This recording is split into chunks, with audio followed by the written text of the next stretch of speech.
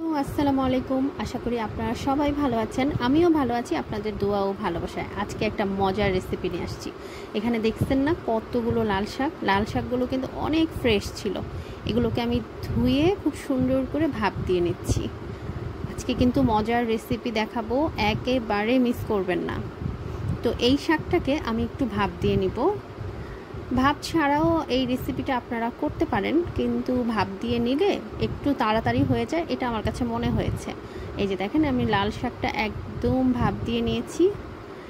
আচ্ছা, এখানে মনে হচ্ছে না শাকটা একটু ফ্যাকাশে হয়ে গেছে, মানে কালারটা ডিফারেন্ট হয়ে গেছে? আসলে না, কালারটা ক্যামেরার কারণে কেন হচ্ছে না আমি বুঝতে পারছি না। তো যাই হোক, এই যে দেখেন শাকটা আমি ভাপ দিয়ে নিয়েছি। একটু একটু পানি আছে, একটু একটু পানি রেখে দেবেন। তো এখানে আমি আরও কিছু জিনিস নিয়েছি, সেখানে হচ্ছে কাঁচা পেঁয়াজ, আস্ত রসুন, একটু লেবু, তেজপাতা, আর হচ্ছে শুকনা মরিচ, আর এটা হচ্ছে নাগা মরিচের আচার, যেটা আমি বাসায় বানিয়েছি, আর হচ্ছে পাঁচফোড়ন।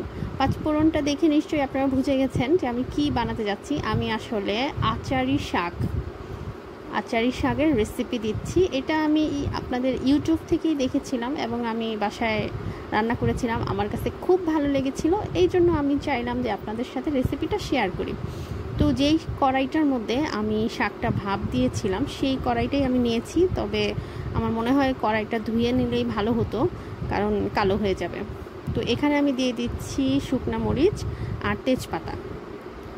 এটা একটু ভাজা ভাজা হবে। যখন আপনার শুকনো মরিচের স্মেলটা বের হয়ে আসবে, তখন আমি এখানে দিয়ে দিব আপনার আস্ত রসুন। আচ্ছা, আপনি রসুনটা চাইলে কুচি কুচি করেও দিতে পারেন, কিন্তু আমার না কেন জানি আস্ত রসুন খেতে ভালো লাগে, বা আমার বাসার সবাই পছন্দ করে, এই জন্য আমি এখানে আস্ত রসুন দিয়েছি। এবং রসুনটা দেওয়ার পর আমি পেঁয়াজটা দিয়েছি। আচ্ছা, পেঁয়াজটা ছিল আমার ফ্রোজেন করা, এই জন্য একটু কেমন ছিটে আসতেছে। তো আমি কিন্তু এখনও পাঁচফোড়নটা দেইনি, কারণ পাঁচফোড়নটা আগে দিলে আমার কাছে মনে হয় পাঁচফোড়নটা তেতো হয়ে যায় বা পুড়ে যায়।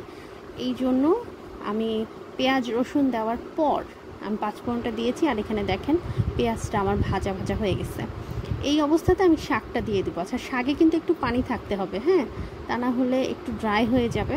আর এই অবস্থায় ঠিক 1 মিনিটের জন্য আপনার চুলার আঁচটা বাড়িয়ে দিতে হবে, তারপর আবার আপনি কমিয়ে নেবেন, কারণ ওই যেই পানিটা এক্সট্রা থাকে এই পানিটা তাড়াতাড়ি শুকিয়ে ফেলতে হবে। তো এই অবস্থাতে এই পানিটা থাকতে থাকতেই আমি একটু নাগা মরিচের আচারটা দিয়ে দিচ্ছি। এই আচারটা আমি বাসায় বানিয়েছিলাম, তো কোনো একদিন দেখাবো। এই আচারটা শেষ হলে যখন আবার বানাবো তখন দেখাবো। তো এই অবস্থায় আমি একটু লবণ দিয়ে দিয়েছি। আচ্ছা, আপনারা যদি চিনি খান বা অসুবিধা না হয় তাহলে এখানে একটু চিনি দিতে পারেন, কিন্তু আমি এই চিনিটা দিইনি। আর আমি দিয়ে দিচ্ছি লেবুর রস। আচ্ছা, একটা মজার ব্যাপার বলি আপনাদেরকে।